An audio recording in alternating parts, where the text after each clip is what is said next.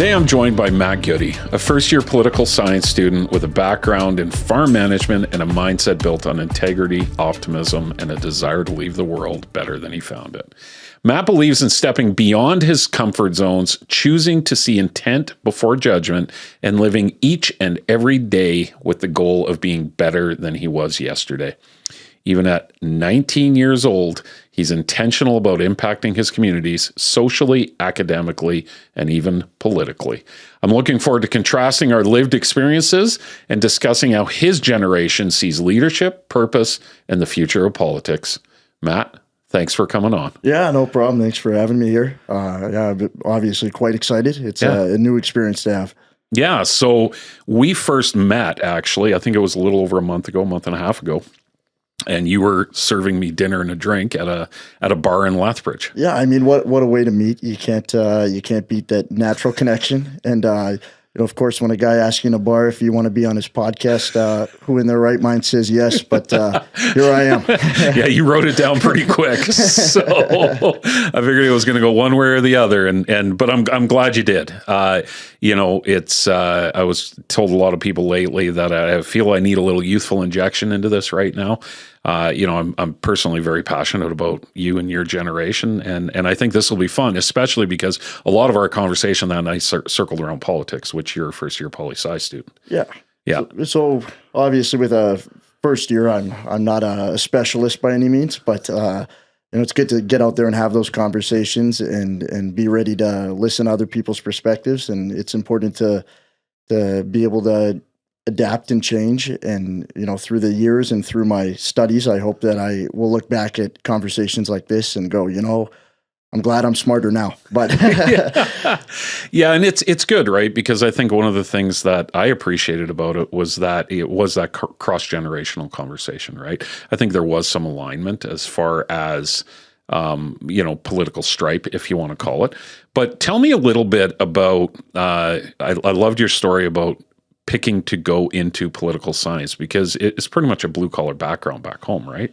Yeah, so I grew up and I did the normal entry-level jobs. I was Wendy's and Dairy Queen. I worked at No Frills for a bit, so I did that. And then minimum wage wasn't quite doing it for me. So one summer I joined a local berry farm as just I would have been, I think, 15, just about 16 at the time. So then I grew, and it was very important to me to make those connections with my boss at the time. And you always want to work for somebody that's able to recognize, ambition and kind of be able to pick out some people that have the potential and assist in the growth. And I feel like my boss at the time did that very, very well. Nice. So by the time I was 17, he asked me if I would manage during the summer. So it worked out well for both of us. I was a high school student, so in the summers I would go, and we had a team. In my last year there was about 30 people in peak season.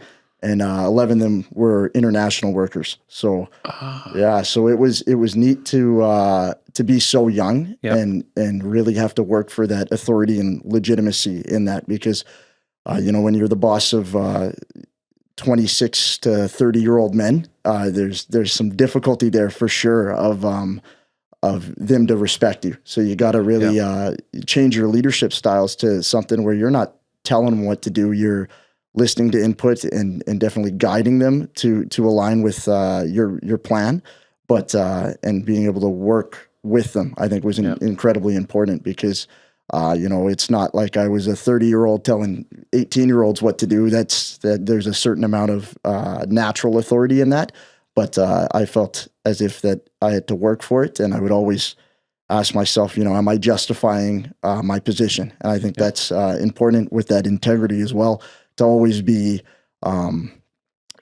justifying the things you do and being able to make sure you're looking at the very broad part of it and kind of narrowing in on the never wanting for people to feel like they're being told what to do, and kind of guiding them towards almost like a compromise where you're getting what you need and their input's being heard, and you're never blowing off somebody, right? Right. Yeah. Well, and what I'm hearing there is and leadership does have many different levels, right? And the lowest level is just positional leadership. It's where you get promoted and you are now manager of this. But if we rely simply on that title, then things are never going to work well. And kudos to you, because I think wise beyond your years that you recognized, leadership has to take a different form at that point. Yeah, you can't rely on a title, right? A title, they'll respect you in front of your boss, but you got to be somebody that and obviously in a position of authority, you're never going to escape people talking behind your back and having their own opinions on this is how I do it and I do it better. But I think there's a certain importance to hearing those perspectives sometimes, and I always tried to be open and honest. If I'm saying, I think this is how I would do it, I would always ask, now, what do you guys think? I know, this guy over here, I know you had a background back home in, you were a melon farmer back home. So you might have a different perspective on this. So also recognizing their own individual, because just because you're in a position of authority does not mean you're the smartest guy in the room. You gotta not to be, in fact. Exactly. And you got to be able to listen to other people and how they, and their individual experiences that can fill in many of the gaps that you have that just a title alone will never justify. So leverage their experiences, right? Because everybody does have some crazy unique ones out there. So you go through that. So now you're 17, 18 years old, finishing up high school. Yeah. So I graduate, and I had a principal at the time, and he would probably get a kick out of me being on here. And, give him a shout out. Yeah. So Orem, if you're out there, I want to say thank you. He was one of the few people, funny that I'm so into learning and broadening my views now, because you would have asked him what kind of student I was in high school.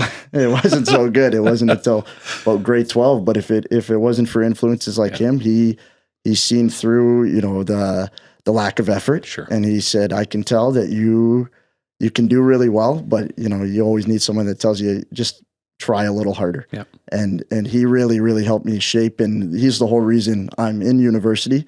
And I told him no shot I would ever go to university. And then he said, you need to go to University of Lethbridge. I said, I'm not moving there. What am I going to do in Lethbridge? I'm a Central Alberta hick. So I said, I'm not going to Lethbridge. So he said, all right, we'll see. He graduated from Lethbridge himself, and so he was a huge influence. And so then once we're out of school, I said, I better take a year. I kind of knew that politics and understanding the world was the only thing that stuck out to me. I always wanted to understand the most I could in the time I had. I never wanted to be someone ignorant to just how big the world was. So I love that. Yeah. So we were able to, I took a gap year there, and I worked in a machine shop for a little while. So I was in a machine shop. We would work, same hours every day, the same 15 guys every day, same lunchroom. I felt like I was 45 over there. I'm playing cribbage at lunch with some guy 4 times my age, right? So, after some reflection, I had it was an amazing place to work. It was great opportunities, but I had struggled being so young, and I wasn't ready to say, you know what, this is it. I'm going to put 100% here, and I will be a machinist for the rest of my life. So I wanted to get out there, and I took a risk. So I applied to university here. I remember getting off my last day of work. I told my boss, that I was leaving for university. They were all very proud. Some of them more than others. Doesn't happen a lot, right, in that industry. No, definitely not. But they all said, first they all said, well, when you drop out, you're welcome back here. So they liked what they saw. Yeah. Hopefully that's what I like to think too, that they wanted to keep me that bad. But, then I remember finishing a half day, and I ran home, and I went into my closet. I had a big Walmart garbage bag, the biggest one I could find. I scoop all my clothes out of my closet like that, hangers on and everything. I pack up my little sedan there with pretty much everything we would need, and then moved straight down here. I probably signed the lease maybe a month earlier, so I just kind of started to figure things out, and the next thing I knew, I was living in Lethbridge, and then it's me and my brother down here. Moved down together. Oh, so, nice. Well, that is nice. Yeah. So it was good to, you're away, you're away from home, but still being able to have somebody there that keeps you grounded, and also you need somebody that keeps you in check. Yeah, you know, there's no being lazy. He's a personal trainer there in Lethbridge. Yeah, so he does. It's hard to be lazy with a guy like him. Yeah, older, I'm assuming. Yeah, he's 21 there, so he's got about a year and a half on me. So but he's a great guy to live with. Truthfully, I wouldn't be half the person I am if it wasn't for my family. Between the great influence of my parents and having people like him to keep you grounded in life.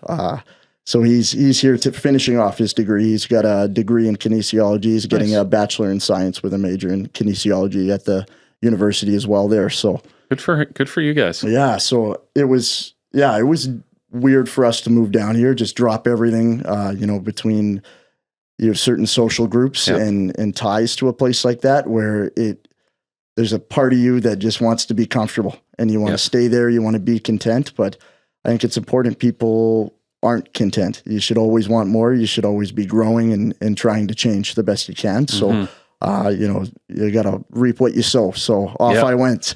Off you went. Yeah. And then, you know, so you come down August, school starts in September. And one of the things I love that you told me was that you also did have some people a little bit, you know, maybe not questioning isn't the right word back home, but, you know, you're going to university, try not to get brainwashed. Yeah. Right. You know, it's a huge part of the rhetoric that's out there right now. Yeah. Yet the take you had on that to me was like so refreshing. So what have you found as what I would call, you know, Red Deer is 90,000 people, whatever it is, right? Still very much rural. What have you found? What has the university been like for a rural 19-year-old? So the Lethbridge and Red Deer I have found, as far as size and what the city has to offer, are fairly similar. I believe they're actually within usually about 10,000 people. They're almost identical sizes.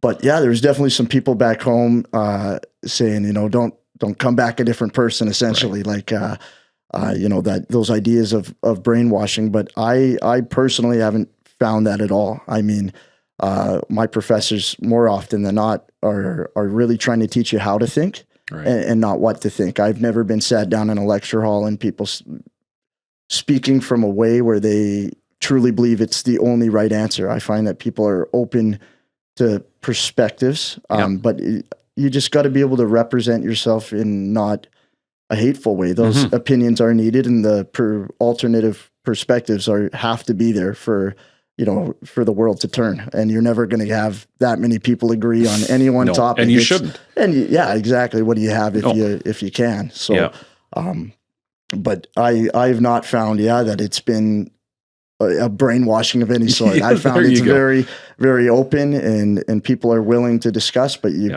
just got to be respectful and be able to listen. I find a lot of people, especially nowadays, they're not listening. They're waiting for their turn to talk is always what I see. Like, you can almost see it in their eyes.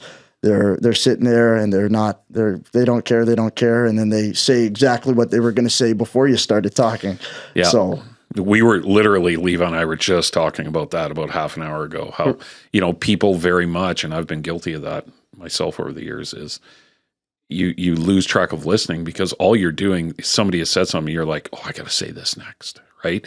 And it becomes this conflict almost. And I agree with you. I think especially, you know, society in general, we don't even have to talk politics in this. It's like, who can speak the loudest? That's who gets heard the most, right? Yeah, and it brings a certain amount of theatrics into politics too. Yeah. You know, I personally feel a little embarrassed when I see these grown men in the House of Commons standing up and screaming across the room and pointing fingers and name calling. I mean, politics have always been a little bit of a theater project, but you know, it makes you question if it has to be that way, and if it has to always be who can make the bigger scene and make the better headline. I think if people could be a little more informed to the point where they were looking into it without it being having to be a giant scandal or a giant headline, or this guy, you know, this guy did this, and now that's the new headline, and everyone's now against that guy. If people were able to look at the broader scope of things and be able to be a little more politically involved in their day to day, and not just when those big headlines come out. I think some of those theatrics wouldn't even be necessary. Yeah. You're killing me right now because you used the word theatrics, and all I'm thinking is our last prime minister was a drama teacher. That can't, substitute drama teacher. That can't be lost on us here a little bit. So, okay. So I have intentionally, we're only, I think I told you like 15, 16 episodes. So I've intentionally stayed out of the political arena. And some of that was just to get comfortable. But with you, I feel very comfortable talking about this. So, let's get into it. Okay. So theater and politics, right? Absolutely. 100% agree. I also find it very embarrassing. Now, there has been, like, when you and I talked in Lethbridge 6 weeks ago, 8 weeks ago, whatever that was, there was a lot going on then, and there has been a lot changed since then, right? So I'm going to give you a situation that I would like to get your feedback on. So if we look federal politics a minute, the election that came and went several months ago, Mr. Carney was elected prime minister, Mr. Poilievre was not. With everything that is going on right now, not suggesting that everything Mr. Carney does is going to, make the province of Alberta agree with it. Some people will, some people won't. Most don't, right? Recently, though, approved the pipeline or the memorandum of understanding. How do you feel Mr. Poilievre has handled that as far as his approach in the media? I think it comes down to exactly what we were talking about. He is a guy who needs to be heard.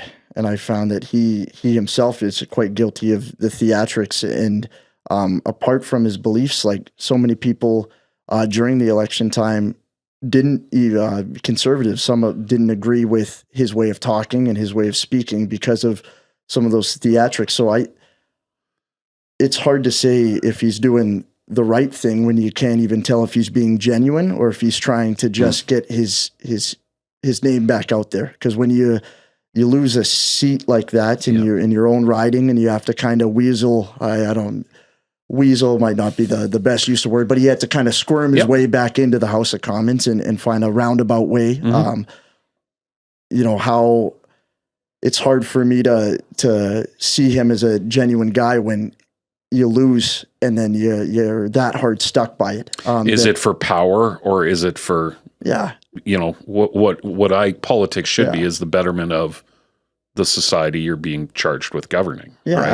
Absolutely. Because you have to understand your ego takes a huge hit when you talk the big game and things are looking your way, and then you see the Liberal Party here and they grab a guy and no one likes, the head figure at that time. Yeah. And they throw him out and they just put a new face on it. And then they go, all right, guys, things are different now.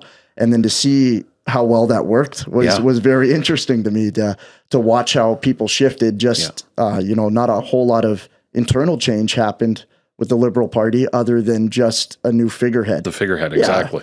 So, it was weird to see someone lose so much backing just because a new one person, and a little older, a little more experienced, and lots of people on the coast here.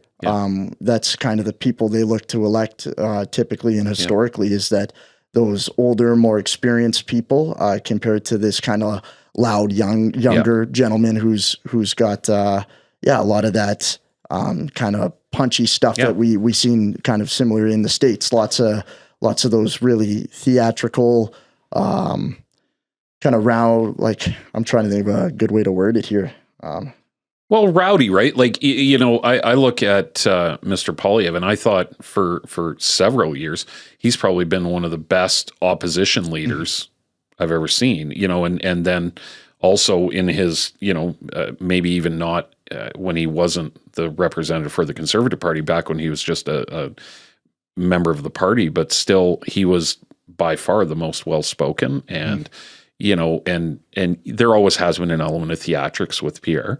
But it felt a little bit more guarded then. And if how much has Donald Trump, because I start to feel right now that his approach is very much mirroring the approach that Trump did take, and maybe just in politics in general, which is nobody can agree anymore, right? If you say it's blue, I'm going to say it's green. If you say it's right, I'm going to say it's wrong. So because with this pipeline one, what really bothered me was, this should have been something we should have been celebrating as an Albertan, right? I believe in it. I think this should be happening. It's not a deal. Why couldn't we have just said it's about time?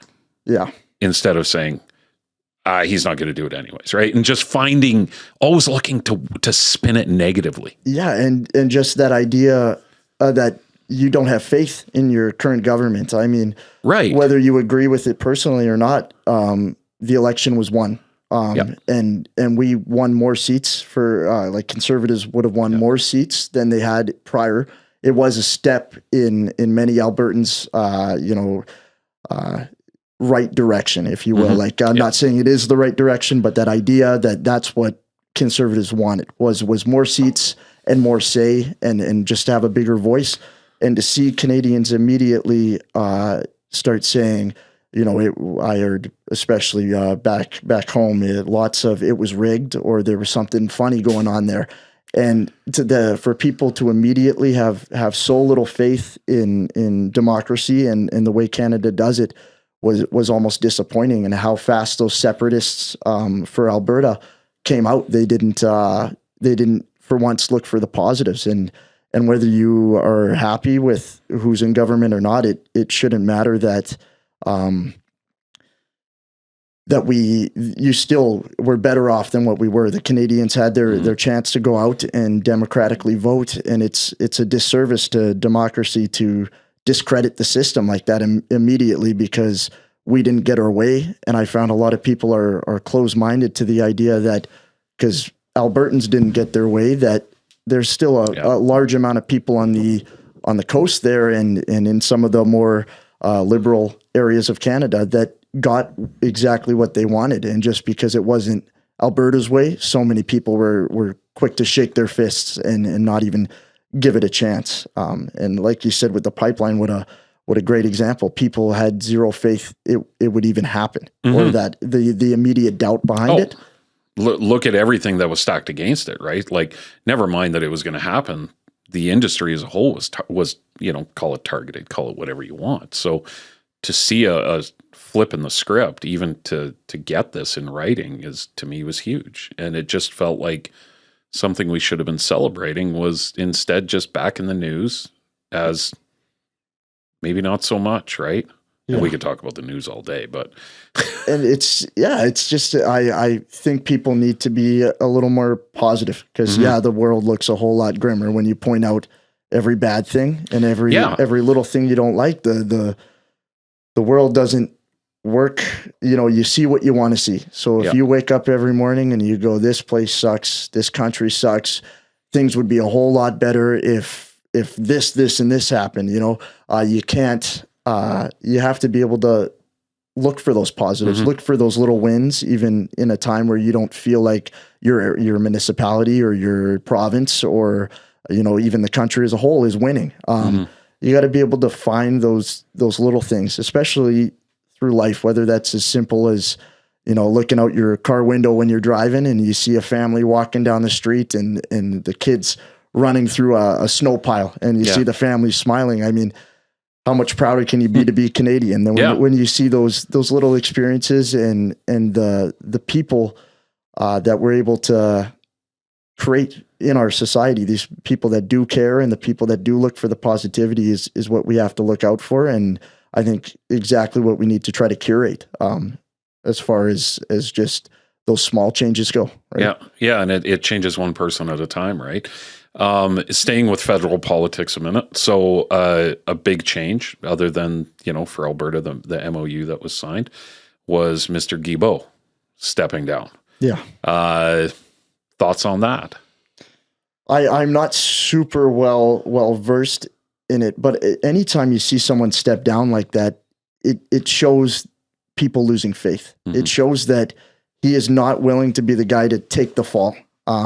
It shows a little bit of transparency into, the idea of party discipline. Your options truly do come down to often agree blindly and be willing to die on that hill, or you got to get out because you won't have a career. If you decide to disagree and make a big scene out of it, you'll be sent to the party whip, which is, you're going to have some significant career punishments that stay with you for life. Those are not getting your seat back. Those are not being selected in municipalities. It shows a certain amount of faith. Like you don't believe in your government. And when people are saying that,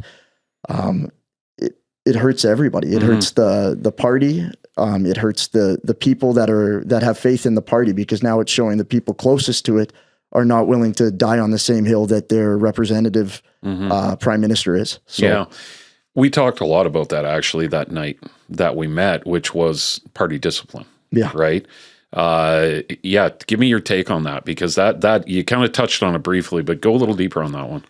So party discipline, it's difficult to balance, because how do you have a functioning democracy where everybody's got a say and everybody's personal opinion is as important as the other? It's very difficult to come to agreements and pass legislation. How are you going to pass legislation if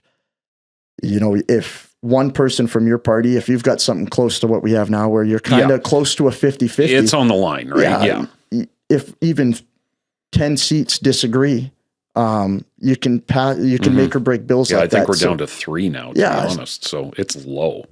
And just that little perspective can sway a bill so drastically that I feel like you can't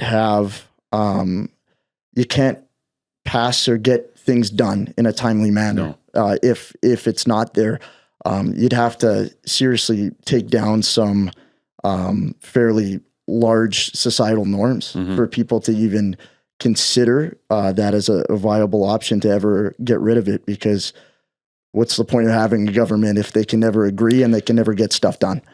Do you think there's an issue in the sense of, you win under a certain banner, right? That's, you win your riding.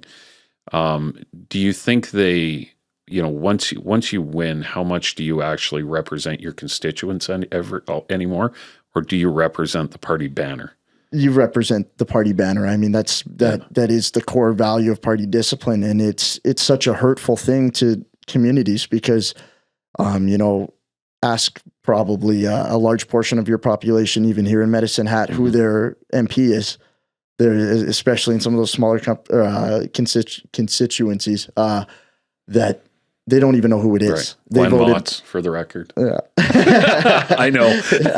But you're voting for a color. You're not voting for a person. You're not voting for personal representation.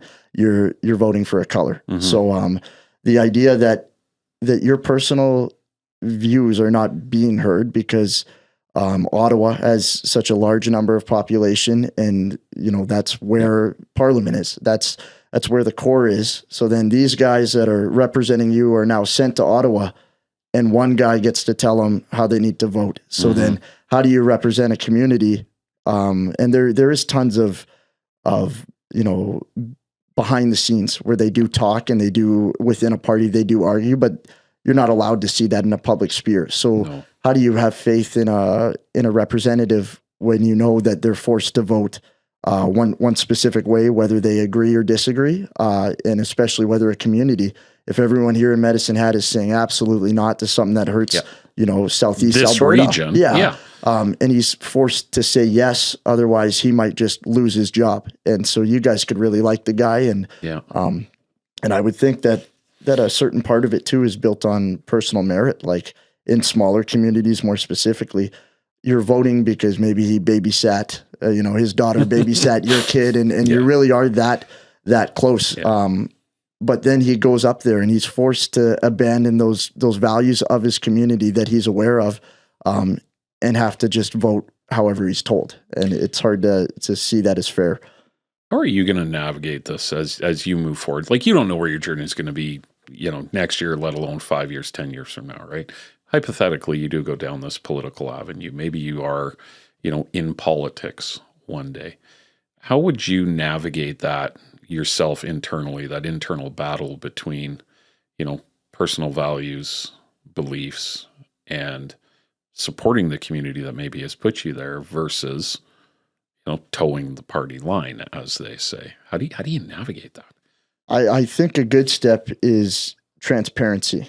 You got to be able to be truthful, and you got to have a population and people that are able to see the certain nuances in your truthfulness. Like, people getting kind of shoved in the dark all the time as it stands. You don't, you may say one thing and for your party, and then even though you think the exact opposite, you're always walking that line. But if people at least knew that's what you were doing, and knew how trapped you were, I think you would see some advocacy for change. Lots of people don't even understand the concept of party discipline, and lots of people is a very broad way to put it, but they're coming out of high school. I can't recall being taught about party discipline.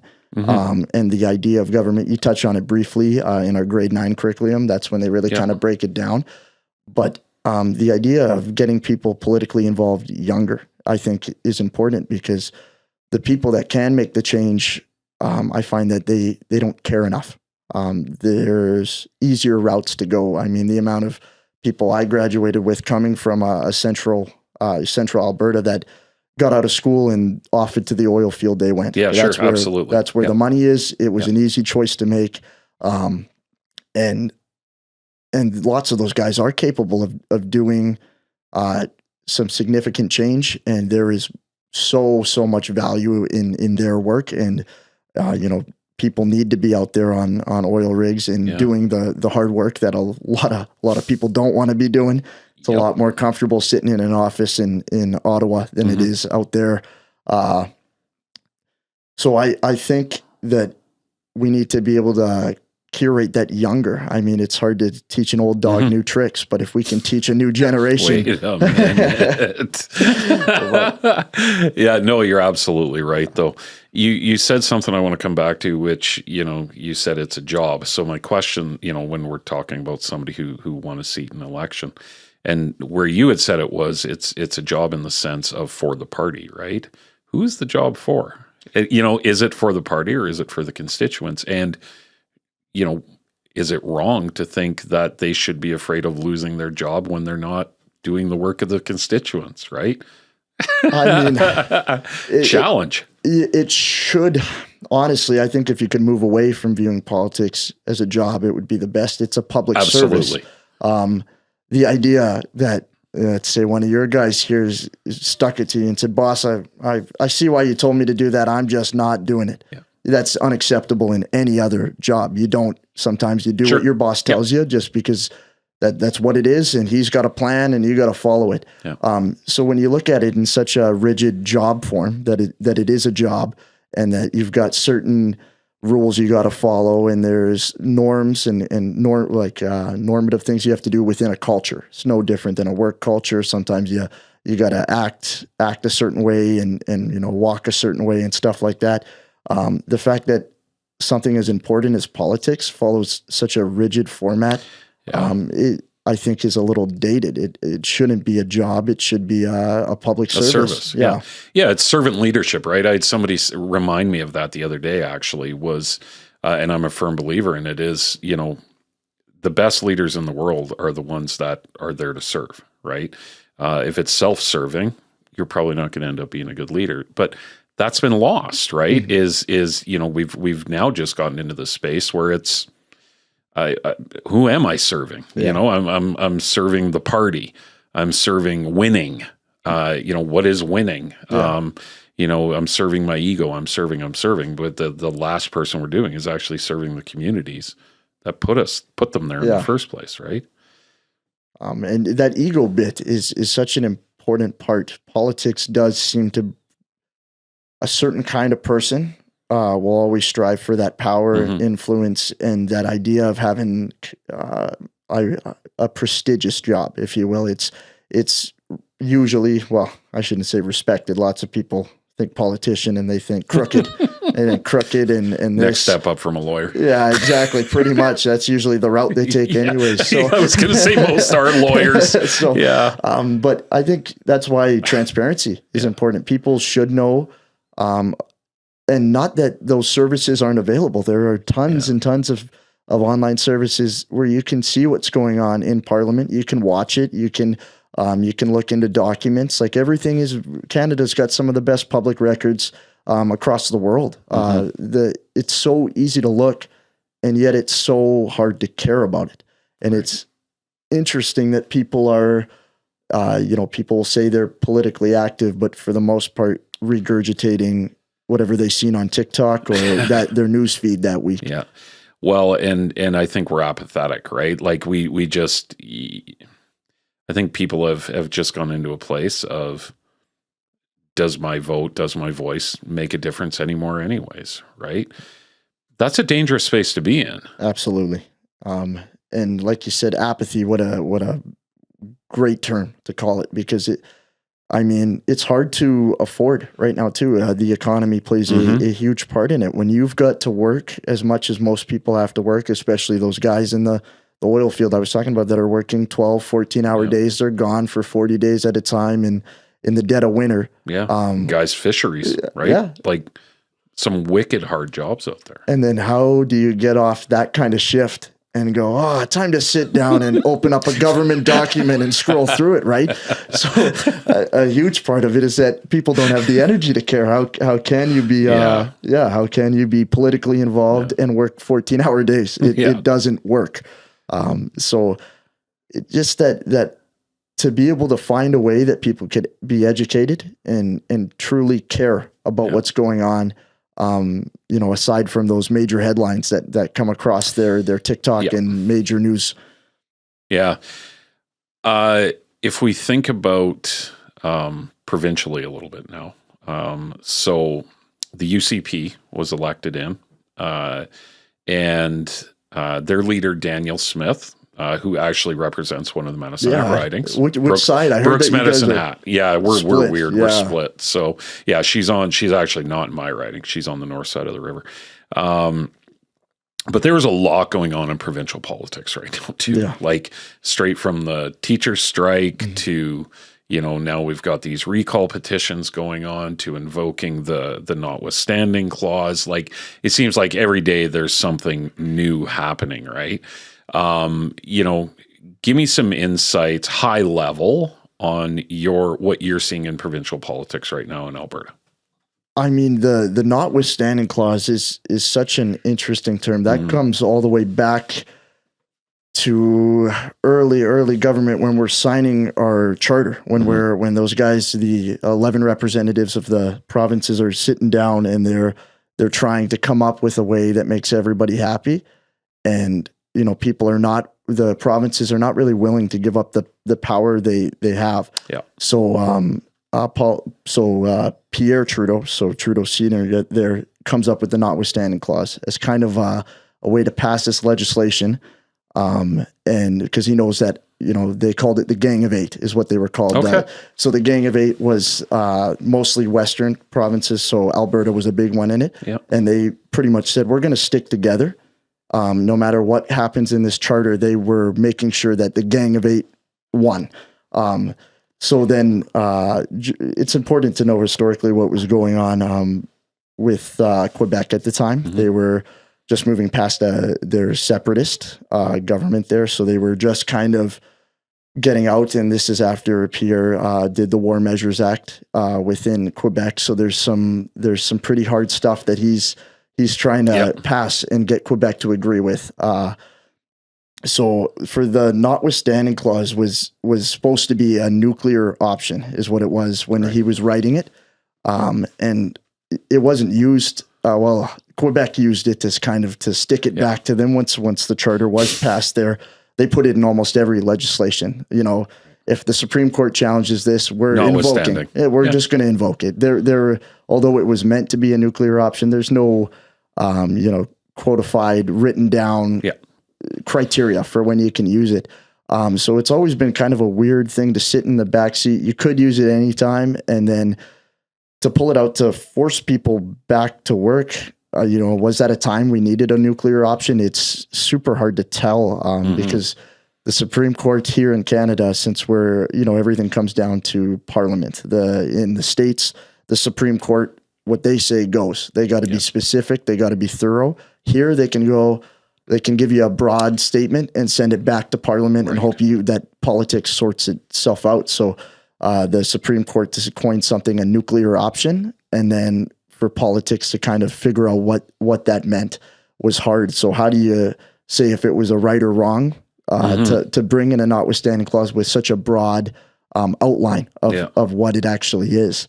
What do you do in a situation like that teacher strike when, obviously the only ones suffering were the kids? I'm sorry. And I'm not going to pretend to know the gory details of it all. But what I do know is that our kids have a right to an education. That's what I do believe. How do you navigate that though? If it was it the right nuclear option to pick? Was it not? Did it get kids back in the classroom? But we're sitting here, I don't know when, it was like 6 weeks ago, I think it was invoked. And and now you just never even hear about it in the news anymore. Yeah. And it was important. Like you said, these guys, our generation, we've missed enough school, I would say. These guys, no kidding. We went through the COVID years. We went through, and then to immediately be followed up just a few years later for those kids that were in the younger grade school for COVID, and then for them to be kicked out of classrooms again and back home, and how that affected not just the kids but families. If you're you and your dual income family, you and your wife both work, or you and your partner both work, and then you've got your kids back at home all of a sudden. You didn't plan for it, and now you've got to find some supplemented daycare, which now daycares are going to be overrun because no one expected it. So I think it was unfair in a way to kick them out, but then you got to understand, teachers, they've been complaining and they felt like they weren't heard. So then there was their nuclear option, and they responded, and the government responded with the nuclear option. So it kind of was a tit for tat situation. But like you said, it was important to get the kids back in school. Should have been the first priority the whole time. But then the teachers, how do you make everybody happy? It's just not possible. So I think I'm with you. The most important was getting youth back in the classroom, educated, getting those parents that were affected back into work, and just making things go back to normal. Like, kids need a sense of normative, and if they, no wonder they're growing up with no faith in their government when their government's throwing COVID on them, and no one was sure of the government at that time. No one even knew what it would look like on the tail end of that. 100%. Yeah. And even to this day, I don't think there's a whole lot. I think that broke incredible trust in government at that time. And I said it then, and I'll say it again. I would not have wanted to be in government, because no matter what decision you made, it was the wrong one. Yeah. In this situation, you actually, I think the way you touched on it was really great. But what is it going to take for us to start in a situation like that when we talk servant leadership, right? Nobody had a mindset of servant leadership. I don't care which side of aisle you're on this one, whether you're on the teacher side or the government side. I don't think for a moment the best interests of the kids were at heart, because otherwise they would have still been in the classroom. Something would have got figured out to bridge, cross that chasm to make sure those kids, because I hadn't really thought about that, but you look at COVID and the way you said it, they've missed enough. Right? Like, what are we doing to this group of young men and women? And for the government to not take a strong standpoint on it was hard to see too, because when you're talking about how much class they've missed, you've heard people in government and news cover it. What did COVID do to that generation? And then for people to go, it was bad, it was real bad, and then turn around and go, it was terrible, but we're going to do something similar again, so, out the door you guys go, and let's throw everyone for another loop. That doesn't seem fair. And I found that a lot of people, it's almost like a gap in your memory. Those COVID years, they went by so quick. It feels like I'm 19 and I feel like it was a lifetime ago. I can hardly remember it. I'm like, I think I was at home, and that massive gap that everybody has, the fact it's so hardly talked about anymore. It was a huge deal. And then they were able to kind of wrap it and then go, you know what, guys, it's over now. Even though we were shutting down, your whole life got uprooted because of it.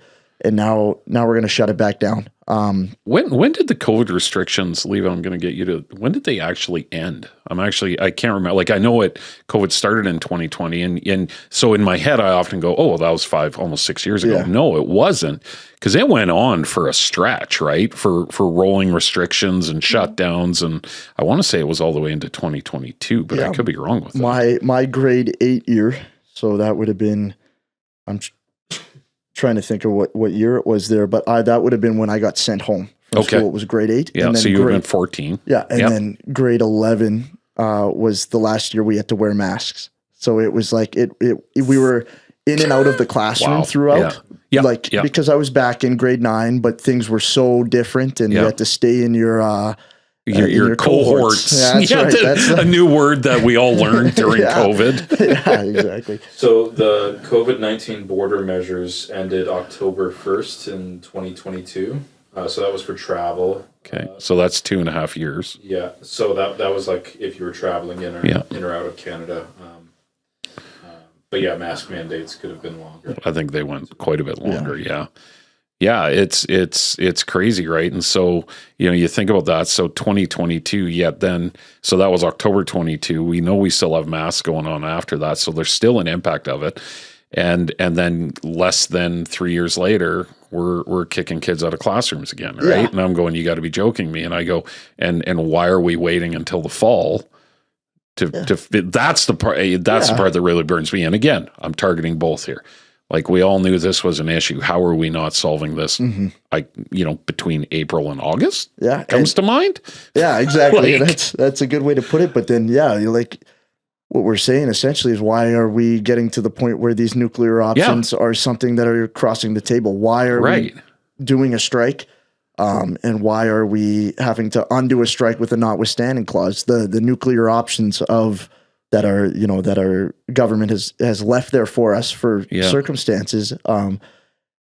It's hard to have faith in a government that it felt sort of thrown together. Mm-hmm. Like, the conversations have been trying to go on for years, but why did it get to a point where we're throwing down nuclear options?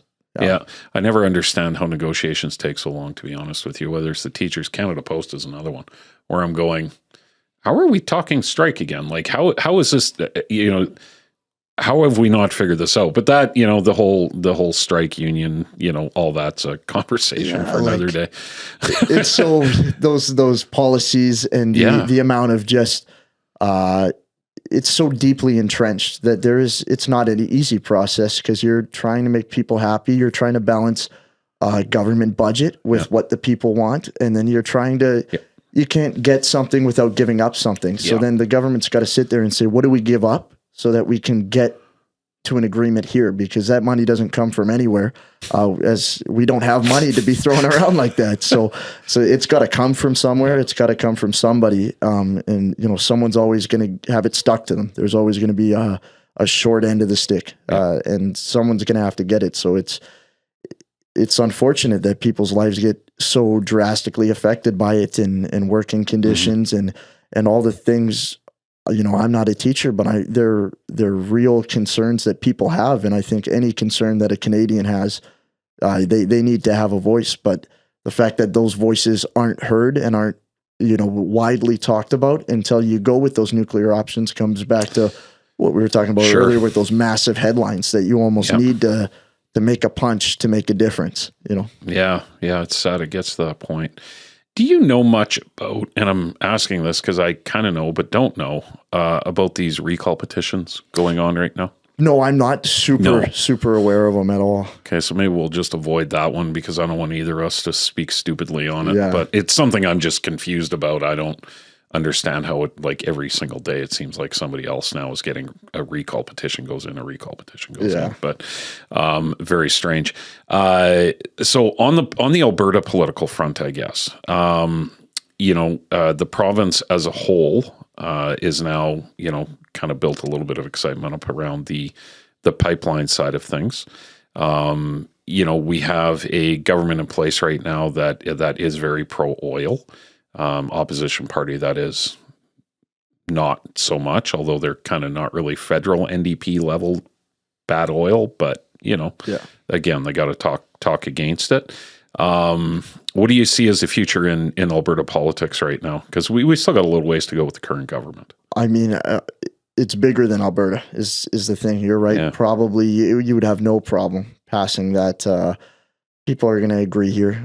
There's always going to be a certain amount of people that are going to say, no, and they're going to look at some very valid reasons of why they disagree that are just very polarizing to lots of Alberta. But then you've got to involve BC. BC's coming in. Like you can't do it without BC, and then they're quite different than Alberta on the way they vote, on the way their ridings work. Their culture is very, very different. How do you, like, it almost makes you wonder if you know that it's not going to work smoothly because you've got to involve such a polarizing province right next to it. So even if everyone in Alberta agrees, you move it, you got to go, you'll make it to the border, and then you got to get through BC somehow. And to have that many people agree, I mean, we can't even have people agree within Parliament. I don't know how you don't have such societal problems with people, taking hard stances and saying, no, I'm right because of this. It should be a compromise because there's a right way to do it where you can balance. So this is something I found interesting when there was a lot of talk in the news when that memorandum was in the works, right, with Carney and Smith. And Mr. Eby out in BC, the premier, was very heavy in the news as far as, why am I not at the table? BC does not want this. There will never be a pipeline in BC. We're not going to lift the coastal tanker ban, et cetera, et cetera. His big thing was, why am I not as part of these discussions? Fast forward a little bit, memorandum gets signed. The environment minister for the federal government, can't remember his name, flies out to BC to meet with Eby. The next thing out of Eby's mouth is, well, we can talk pipeline as long as we don't lift the tanker ban. And I'm going, okay, so what if you think about that for a minute, put your spin on how Carney did that, because I have my own thoughts. I mean, it's just, you got to show him why it's worth it. He probably, you go in there and you got to show him that it's a win. And if he sees it, like you said, being a public servant, if he's seeing it as something that can truly benefit his province and the people of his province, I think it was likely just put in a way and likely with some amount of incentive of whatever that be, whether that's financial growth or maybe some sort of political power that he's gaining from it. It has to be, it's got to be something almost personal for someone to switch to such a polarizing view. You would have to see, he would have to see some major benefits. Well, BC, I think in the one poll I saw had 53 or 54% of BC said they would support it. Interestingly, when they split it between, because it's NDP that's in power right now, 68% of the NDP said no, 92% of the conservative base said yes. Yeah. So I don't know if Mr. Eby kind of hit a point in time there where he had to realize. The other thing I thought, love to get your opinion, is, did Carney leave him out of those discussions with Smith strategically, right? More voices at the table to try to negotiate what is already a very tense agreement. Is that going to benefit in the moment, or is it just going to be, we've got this, come along, this is in the national interest, right? I mean, nothing in politics isn't strategic. Okay, so that's good. I would say that there is no way that he did that just because, or because it was simpler, or it's always something so much bigger. I mean, you see it so much throughout history too, the amount of times that politicians strategically leave out certain viewpoints to change how people view it. Because if you've got somebody there making so many valid points, the people that are moderate and haven't taken a strong stance on it are more likely to stay indecisive. If they're only hearing one little voice in their ear of how great it's going to be, that's what you do to maintain control in a situation. So when Carney's thinking about, I need to get the best for me personally and my party, you've got to make those strategic calls to leave people out, and that it put him in a position too where his people got to talk about it before BC made a public stance on it. People were like, why are we being left out of it? Why aren't we? And then people were able to almost make opinions before their province was able to kind of hard stick it to them. This is where your premier stands. So then even if people disagree, that voice is louder than everybody else's. But when you leave time for that to really boil, then you're going to see, like you said, those percentages shift towards pro-pipeline, because that's what they're hearing in the media, is that Alberta's pro-pipeline and that this discussion's going on, and that a Liberal leader is also pro-pipeline, which is interesting. Well, definitely new to the last 10 years. Yeah, right? That would have been something we wouldn't have seen with our last government here. So to see it shift, you'll see people change their opinions on what they hear. And it comes back to just people need to be educating themselves, not just on what they hear on mainstream stuff, but really figuring out how to think and how to form their own opinions. And lots of people don't even know what their core values are quite yet. So it's hard for people not to just fall into the funnel, right? That everyone's going this way. And my dad, and the socialization factor of it. So that your dad said this, or your cousin and grandpa said this at the table. So to not fall into those socialization echo chambers where there's just people telling you this is what's right. You got to be able to get out there and look for those other perspectives before you take a stance on things like the pipeline. Yeah, I love it. Okay, so we're going to navigate away from politics here and kind of work towards the end a little bit. But first year poli-sci, halfway in, so you're fresh, right? Yeah. You've been enjoying it. Has anything changed in your mind in the first 4 months of school, or has it given you more energy knowing that I think I made a pretty good choice? I think I mean, it's hard to say, because political science is kind of a funny degree. I'm not guaranteed a job. And like you said, when you're talking about people back home, hearing about that's what I'm going into, you can imagine some of the looks and, like a degree in sociology. Yeah, exactly. You're not an X-ray tech. You don't walk out the door and there you are. You're needed, and here's your sector. For me, I didn't have trouble finding success, whether that was in any past job, whether that was at the machine shop or that was back on the farm. It was. I really have enough faith in myself and my work ethic that I will find success in some way or another. This, for me, has always been about education. I've got so much out of it already. How much I've been able to learn, and the different perspectives you hear, and the people you get to meet. That's something that I have so much value, and I'm so thankful to even have the opportunity to.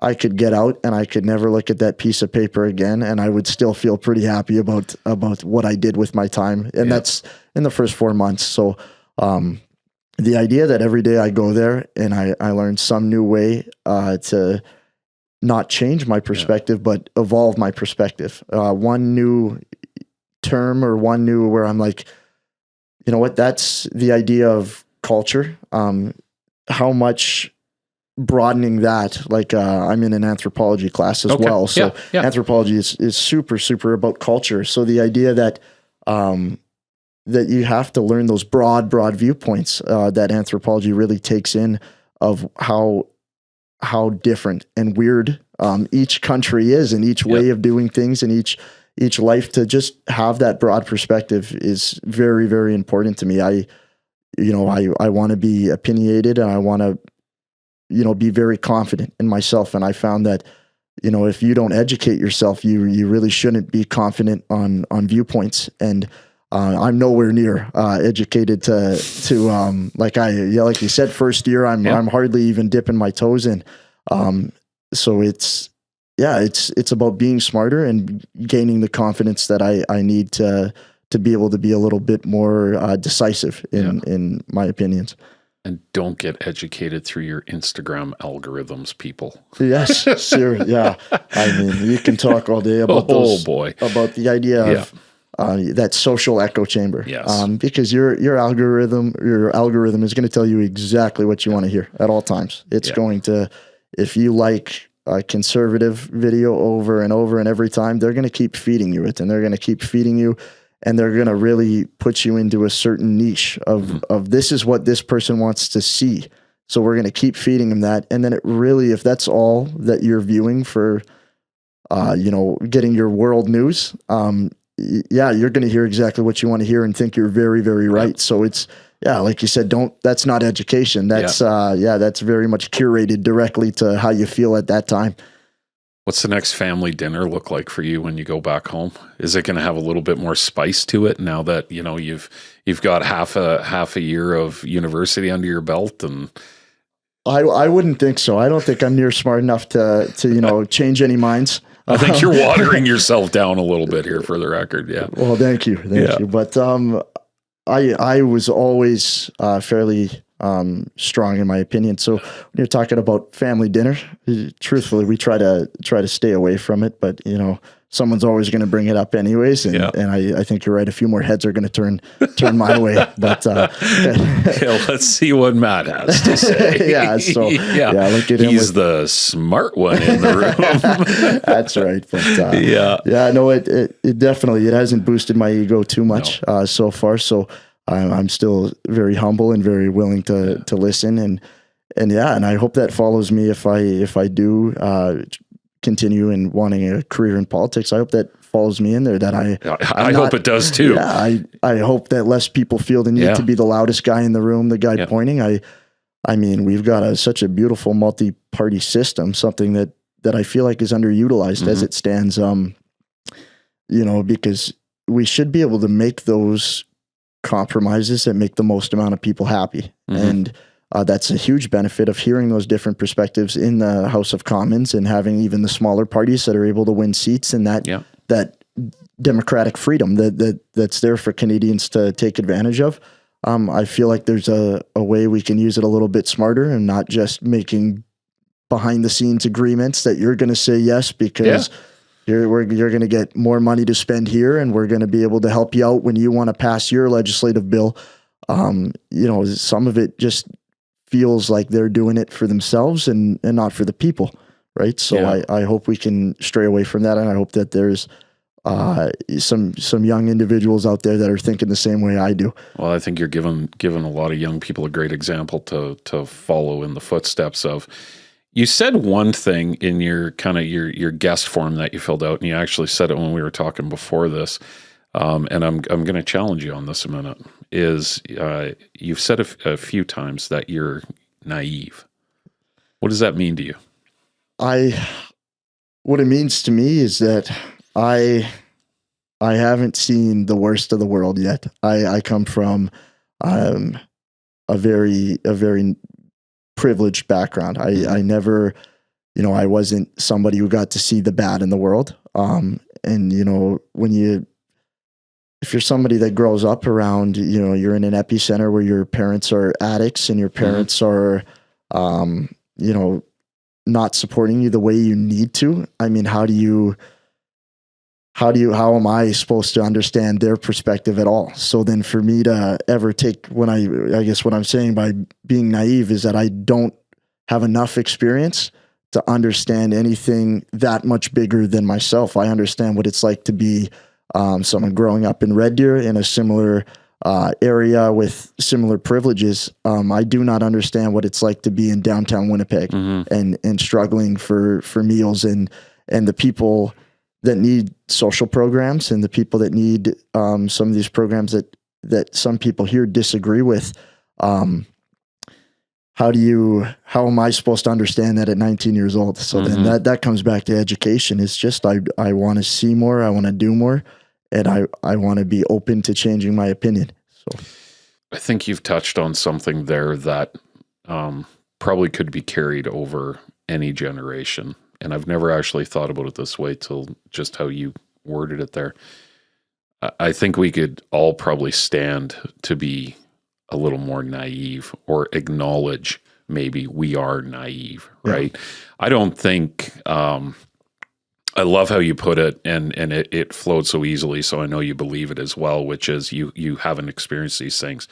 God willing, I hope you never do have to experience those things, right?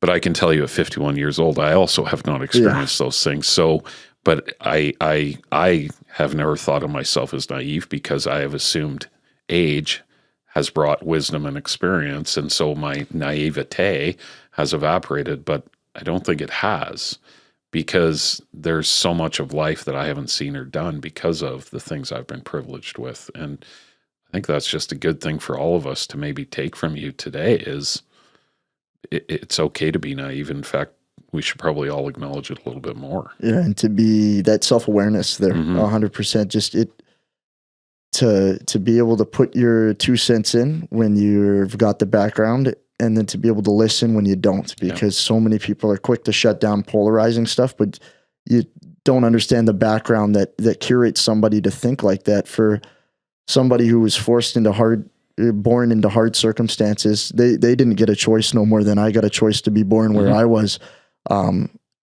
Many of the ways I think and feel are from my parents, and for people with parents that weren't there for them in those early years, and to be able to curate them as a person, they're going to come out they wouldn't even have the same ability to think the way we do.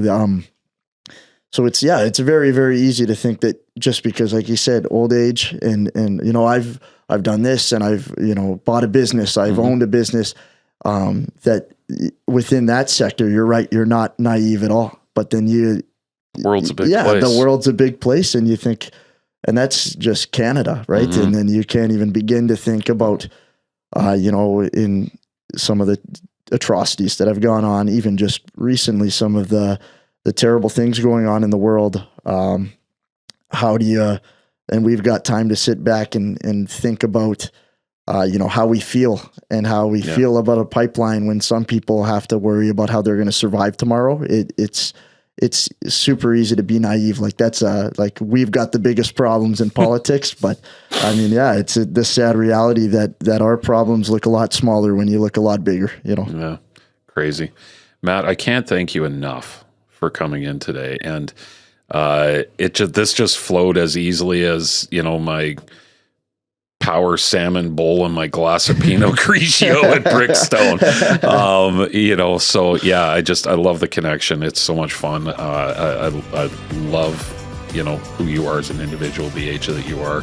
Keep talking, keep doing the great things you're doing. And the future's in good hands with young men like yourself. Well, thank you, Randy. I really appreciate it. Yeah.